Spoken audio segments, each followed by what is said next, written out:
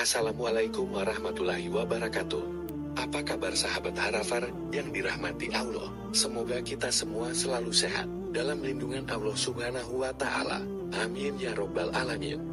Dalam kesempatan kali ini, saya akan berkisah tentang Abu Sufyan, sahabat Rasulullah yang menggali kuburannya sendiri. Abu Sufyan bin Harits masih merupakan sepupu Rasulullah Shallallahu Alaihi Wasallam. Dan ayahnya Harits bin Abdul Muthalib merupakan saudara kandung dari ayahnya Abdullah bin Abdul Muthalib. Ia juga merupakan saudara sesusuan Rasulullah Shallallahu Alaihi Wasallam karena ia pernah dirawat oleh Halimah As-Sadiyah.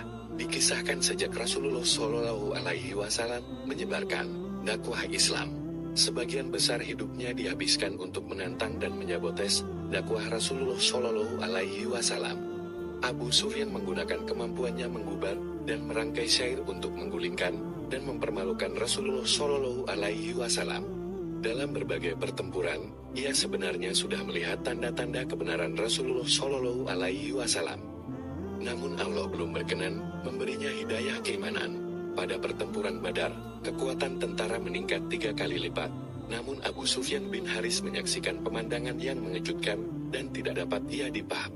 Pasukan berpakaian putih dan ditemani kuda-kuda perkasa berkeliaran di antara langit dan bumi. Namun memasuki bumi tanpa meninggalkan jejak, wajahnya pasukan ini tampak berseri-seri. Pasukan ini tidak lain adalah para malaikat yang diperintahkan Allah untuk membantu tentara Islam menyerang dan menumpas serangan-serangan kafir tanpa sepengetahuan tentara Islam itu sendiri. Banyak kejadian yang terjadi ketika kaum muslimin belum menyerang dan baru menuju ke arah kepala musuh. Tiba-tiba kepalanya jatuh dan mati, atau tangannya terpotong. Ternyata Allah memperlihatkan kepada Abu Sufyan bin Harits peristiwa ini, tetapi tidak dilihat oleh tentara Islam maupun musyrik, namun tidak disertai hidayah keimanan kepada Abu Sufyan. Oleh karena itu, meskipun bukti kebenarannya jelas baginya, Abu Sufyan bin Harits tetap melawan dan menghalangi dakwah Nabi, baik dengan syair-syairnya maupun dengan pedang yang digunakan dalam berbagai peperangan. Bersama kaum Quraisy, Abu Sufyan menjadi tokoh sentral di kalangan sekutu musyrik.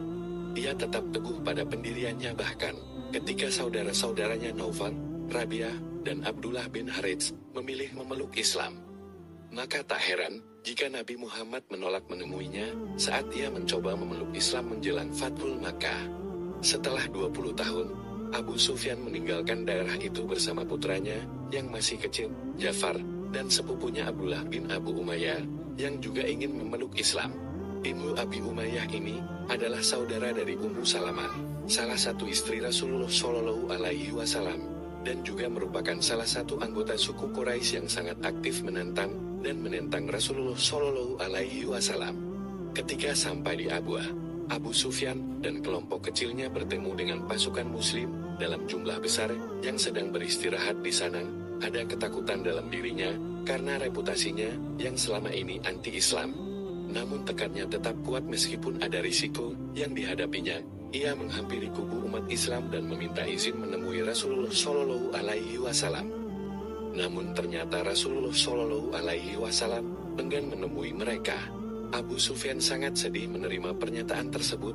Ia berniat untuk mengasingkan diri bersama anaknya dan akan membiarkan diri tanpa makan dan minum sampai mati kelaparan, jika memang tidak bisa bertemu dan berikrar dalam keislaman kepada Rasulullah.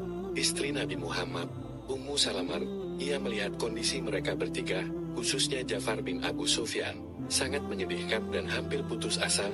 Oleh karena itu, beliau berkata kepada Nabi, "Wahai Rasulullah, jangan engkau biarkan anak paman engkau dan anak bibi engkau menjadi orang yang paling menderita karena engkau." Namun nasihat Ummu Salamah tidak cukup melunakkan hati Rasulullah.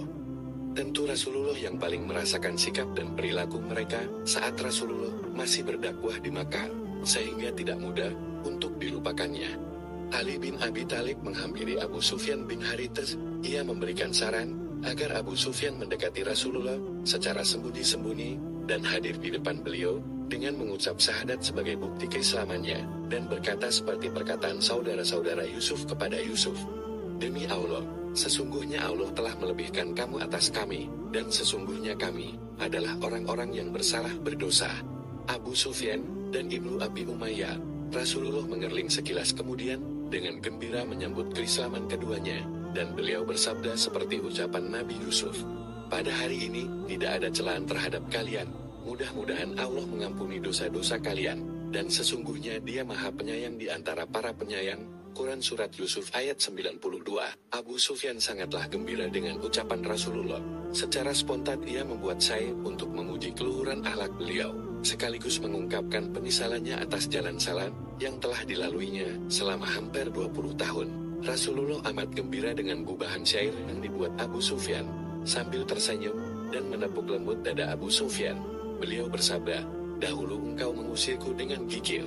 Rasulullah memerintahkan Ali bin Abi Thalib untuk mengajari mereka berwudu, salat, dan masih banyak ibadah lainnya, agar kelak mereka menjadi seorang muslim yang baik. Sejak saat itu, Abu Sufyan tidak berani berlama-lama menatap wajah Nabi, karena malu. Dia semakin menundukkan wajahnya, namun Rasulullah sangat mencintainya, dan mengakui bahwa ia akan masuk surga. Saat perang Hunain yang terjadi tidak lama setelah terjadinya Fathul Makkah, awalnya pasukan muslim sempat kocar-kacir, bahkan jiwa Rasulullah Shallallahu Alaihi Wasallam terancam bahaya. Akhirnya Abu Sufyan berhasil menghimpun kekuatan kembali dengan orang-orang Ansar. Abu Sufyan pilar utamanya, dan memukul balik pasukan musuh, sehingga memperoleh kemenangan yang gemilang. Dalam waktu ke waktu dari kekalahan, sehingga berbalik menjadi kemenangan, kendali tunggangan Rasulullah dipegang dan dikontrol dengan baik oleh Abu Sufyan, sehingga beliau sukses memberikan komando yang menentukan kemenangan tersebut. Hanya anehnya, Abu Sufyan sebagai pemegang kendali tersebut tidak pernah menampakkan wajah dan tatapannya kepada beliau. Tetapi ketika suasana telah tenang dan pasukan musuh telah terusir pergi, Rasulullah berusaha mengenali siapa lelaki yang memegang kendali tersebut. Dan setelah menatap berlama-lama, beliau berkata, "Siapa ini?" "Oh, saudaraku, Abu Sufyan bin Harits." Ucapan Rasulullah Shallallahu Alaihi Wasallam sangat singkat, namun perkataan saudara yang diucapkan Nabi ibarat air dingin yang menyiram hatinya saat kekeringan melanda.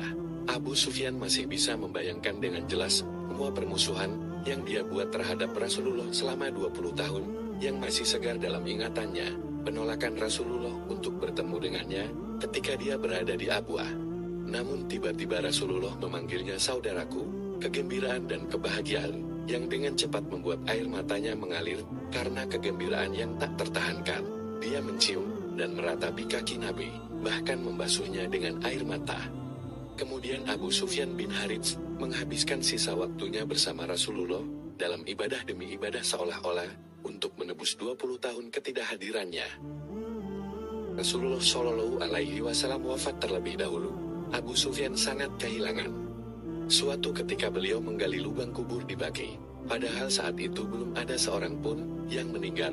Orang-orang yang merasa aneh bertanya kepadanya apa yang dilakukannya. Abu Sufyan berkata, "Aku sedang menyiapkan kuburku." Dan 3 hari kemudian Abu Sufyan terbaring sakit dan lemah, sehingga orang-orang menangisinya. Namun terlihat rasa puas dan damai di hatinya yang tampak di wajahnya. Katanya, "Janganlah kalian menangisiku, sesungguhnya sejak memeluk Islam, tidak sedikit pun aku berlumuran dosa."